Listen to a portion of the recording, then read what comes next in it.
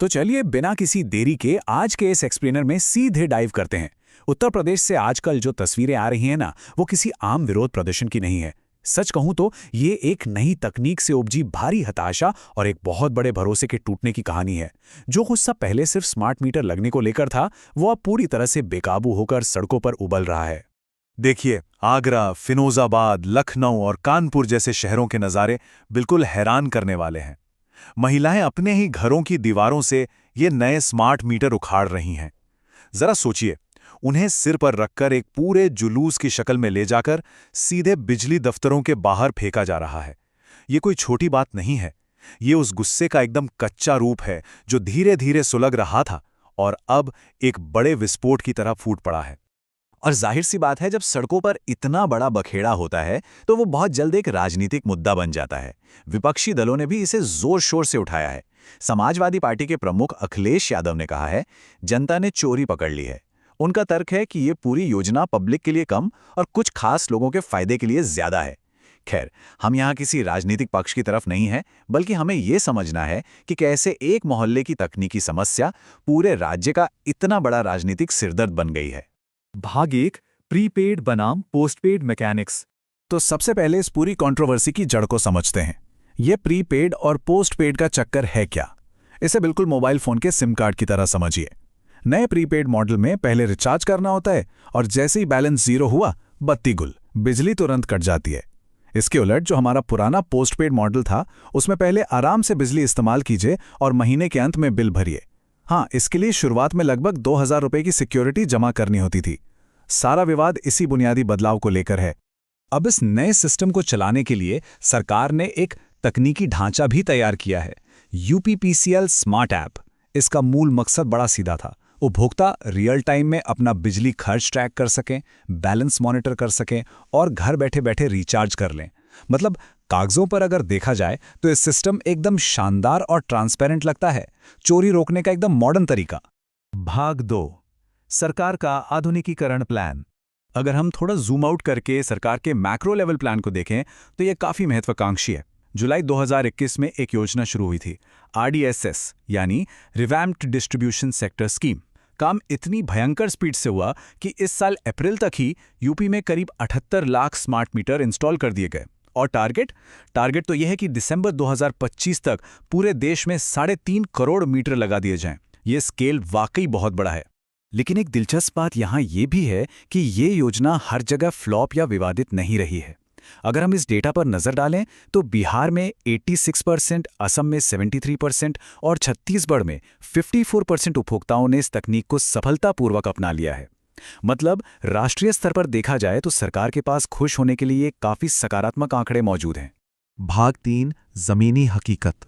लेकिन जब हम सरकारी डेटा से उतरकर माइक्रो लेवल यानी जमीनी हकीकत पर आते हैं तो कहानी एकदम पलट जाती है।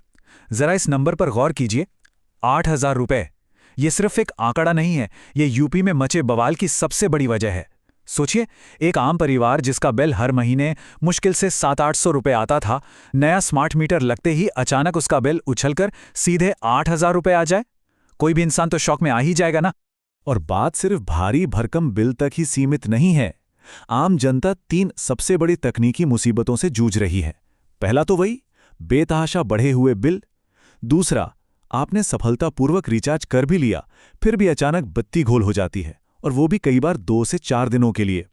अब सोचिए, यूपी की उस चिलचिलाती गर्मी में जहां बिना पंखे और कूलर के एक पल नहीं कटता, वहां ये किसी भयानक सजा से कम है क्या? और तीसरा बड़ा कारण है वो यूपीपीसीएल ऐप, जिसमें भयंकर ग्लिचेस हैं।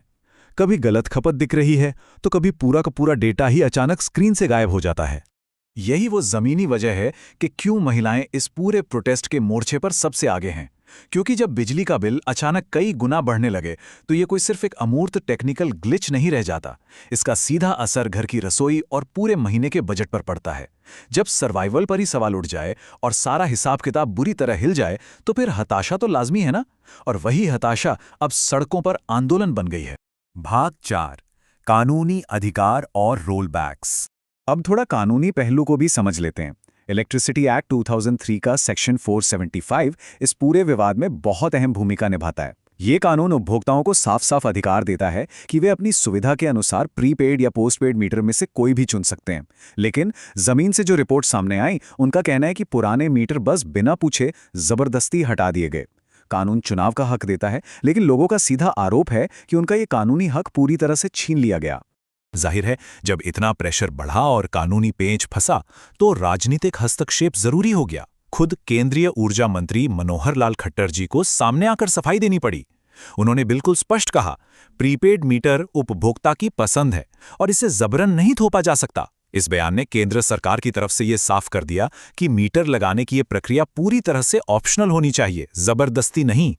इस बीच पब्लिक के भड़के हुए गुस्से को तुरंत शांत करने के लिए और तकनीकी समीक्षा होने तक यूपी सरकार को कुछ तत्काल राहत उपाय लागू करने पड़े। सरकार ने फटाफट 3 बड़े कदम उठाए। पहला, एक 3 दिन का ग्रेस पीरियड लागू किया, मतलब अगर बैलेंस 0 हो भी जाए तो भी तुरंत बिजली नहीं कटेगी। दूसरा कदम, निरंतर उपयोग के लिए 200 रुपए की एक क्रेडिट लिमिट दी गई। और तीसरा कदम, 45 दिन का एक ट्रांजिशन पीरियड तय किया गया, जिसके दौरान किसी की भी बिजली काटी नहीं जाएगी।